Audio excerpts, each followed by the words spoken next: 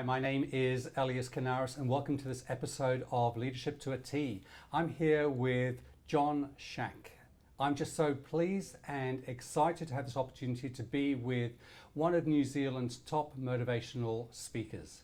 Well, welcome, John. So good to be with you today. Now, look, normally I see you in a suit and tie, but Absolutely. I have persuaded you, and I'm so glad I did, to stop off on your way to the airport. Where are you off to tonight? I'm going to go and speak to General Electric's, GE's senior management team over in New York. So quite excited about going over there. Lovely. Fantastic. So dressed like this so I can be relaxed on the plane. And that's exactly it. And I just want you to be relaxed here. Sure. As we always are when I'm in the room with you, I just come to my little sweet spot with you. That's what I'm paid to do. Absolutely. You know, well, it's interesting because let me give my perspective of how I know you. Sure. I've known you through National Speakers Association. Mm-hmm. You are a certified speaking professional. In fact, you came to New Zealand just 12 years ago. That's now, right, yeah. You might have to correct me on this, but I don't think you knew many people, if anybody at all. I knew one person here, yeah. And then in a short period of time, you'll probably give me the timeline in this, you developed an incredible speaking business. Yeah, I came here to retire, to be honest with you. I was sick to death of business and sort of got a new lease of life when we got here. And it only took me about a fortnight to get bored. But yes, I did. I built a speaking business from scratch here because I didn't know anybody. And that's got advantages and disadvantages. And I think a lot of people come into the speaking business and see it as this big mountain to climb. To be perfectly honest, it's the same wherever you are, whatever you're doing, whatever your subject. It's about people, isn't it? It's about getting to know people, delivering a great product, but it's a people business like anything else. I love that because people business is exactly where I think we should be at. Yeah. You know, people, when it comes to sales, will buy from you when they know, like, and trust you. Absolutely. And trust, particularly trust, in my role as a speaker, they've got to trust, A, that I'll do the right job and that I won't make them look an idiot, and also that I will help their people to be able to grow and get better. And so reputation, particularly in New Zealand, is really, really important. There's only 4 million people here, so getting a reputation. If you screw up in this country, the rest of the country knows about it by Friday. Well, I've heard one statement when I first came here 20 years ago. They said, if you pass wind in Auckland, they smell it down in Christchurch. They do, absolutely right, precisely correct. That's not necessarily true in the States or the the UK, but here it's I think it's a brilliant thing because it means there's a lot of integrity in business, and I think that's really important. So, you know, I introduced you earlier on as a motivational speaker, and you certainly are, and I've enjoyed being part of your workshops and listening to you speak on a global stage. But really, motivational speaker. No. I wear the badge, but to be honest with you, my job isn't to motivate. It's crazy. If I always say to an audience, if you need me to motivate you, you have a serious problem. It's not my job to motivate you. It's your job as a leader to motivate your people. You can't do it, and B, if you do it, what you're doing is making them lazy because they'll depend on you for motivation. So I don't believe anybody's job is to motivate other than motivate themselves. Yes. I don't motivate my children. If my children say they're bored, I'll tell them it's their problem. Go and fix it. Yes. And I think that's exactly the way with a sales team. If you've got somebody that's not motivated, explain to them that that's not your job, it's theirs. And they have to understand that they need to be able to control that. It's interesting because I come from the corporate background myself. So I used to be a senior consultant working here, one of the largest telcos, looking after the top 24 customers, Trans-Tasman, billing $450 million a year. So many times I've seen sales teams, and you probably experienced this here in New Zealand as well as overseas, who come back and focus on price. Oh. It's all price orientated, isn't it? Isn't it just, you know, commodity supplier, price.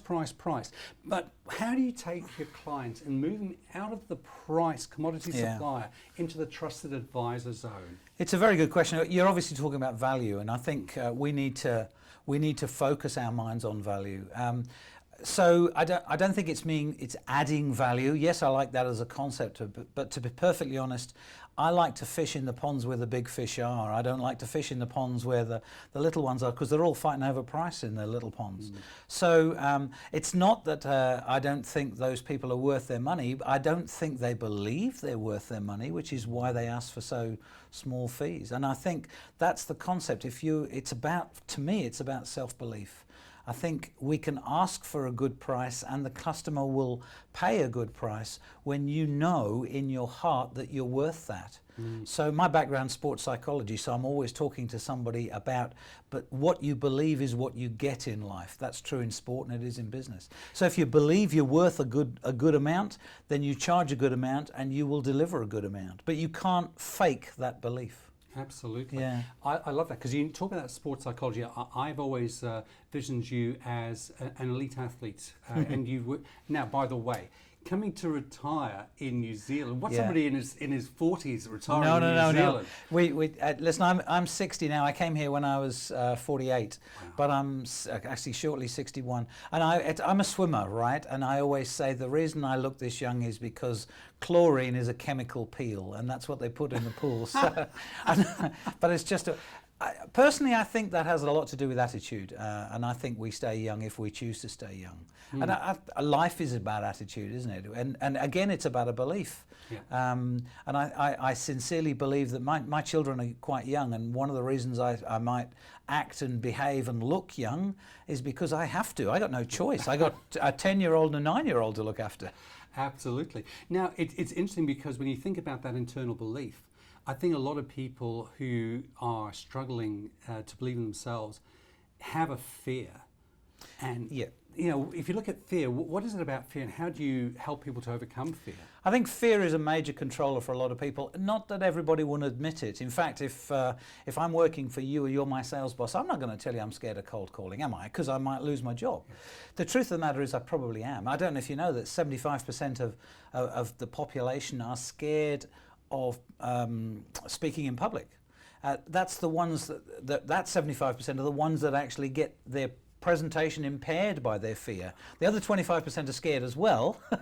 They just can do it. They can hide their fear.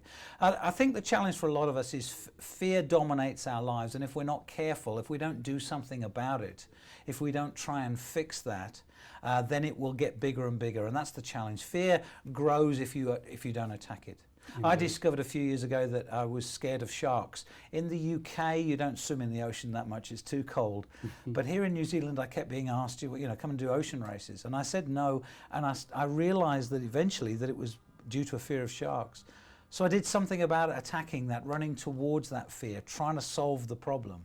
And I've fixed it now, but we all have fears, and there's nothing wrong with fear. Fear is a fantastic motivator, but I tend to find that most people don't necessarily get that as a concept. They're embarrassed by being scared of something, and I don't think that's something to be embarrassed about at all. So what motivates you? I think it changes as we go through various phases of life. I love helping people. I love seeing people grow and develop. I used to love the concept of building a big empire and becoming world famous. It really doesn't turn me on at all these days. But the concept of helping an individual to grow and develop, and very often, 2 days ago I was working with a salesperson who is extremely successful, earning a great deal of money. Unfortunately, her life is a little bit of a mess because she is working so hard. She has no social life. She's getting sick. She doesn't see her children. And one of the things we had to do was to reorganize how she perceived results versus work. So that if she can see that in a different light, she can perhaps spend a little bit more time with her kids and look after herself more, still earn the same money, still make the same results, but it's about re-angling her view of life and really, she used to feel guilty if she went on holiday or took a day off. So she's working 7 days a week, 365 days a year because she feels guilty if she doesn't. Wow. That's very unhealthy. And I find a lot of top people are like that. So given your extensive experience and the work you've been doing with other organizations, how would you define success? It's a very good question because it's very individual. The These days, my definition of success would be extremely different to what I've done in the past, but I would say it comes down to the journey towards a goal. Not the goal itself, not the achievement of the goal, but as long as we're on a journey towards a predetermined goal, I think we can class ourselves as being successful. Just let me put a caveat on that. A lot of people see success as the other side of a goal. Yeah. When I reach my goal, I'll be happy. Which means, and the way the human brain works, is we will never be happy because we're always pushing the goal away from us. I think what we've got to do is look for happiness now. So what would you say are the 3 top skills that you need to be a successful entrepreneur? Good question. I don't necessarily believe in skills per se, because I think anybody can learn a skill without a real challenge. So I think it's more attitudes than anything else. I think you've got to be very determined. I think you have no way past that. But you can learn determination. I think you've got to be good at focusing. You've got to be goal orientated. And you've got to understand that the 2 things that will control your own activity are your motivation and your self-belief. And if you know how to fix those, you know what to put in place, then I think you can achieve success. And those are the skills that are taught in sports psychology just as they should be taught in business. Fantastic. Yeah. Well, thank you for that, John. Now, before I just summarise on this short interview with you, I wish I had more time. Sorry to see you going off to New York, but I know the guys at GE will get great value. If people wanted to get hold of you, John, what's the best way to get hold of John Shack? The surname Shackleton, but don't look for me under Shackleton. Look for me under Shack. JohnShack.com is my website. Or you'll find me on Facebook or LinkedIn, but probably JohnShack.com is the best way to get hold of me. JohnShack.com. That's right. Which is great. Thank you, John. Now, as I just summarise this great interview here, 3 great tips from John. Be determined about what you do. Have some focus. And make sure that you are motivated to get to the next level. So think about these 3 things as you consider how you can carry on into the next week. Have a great day.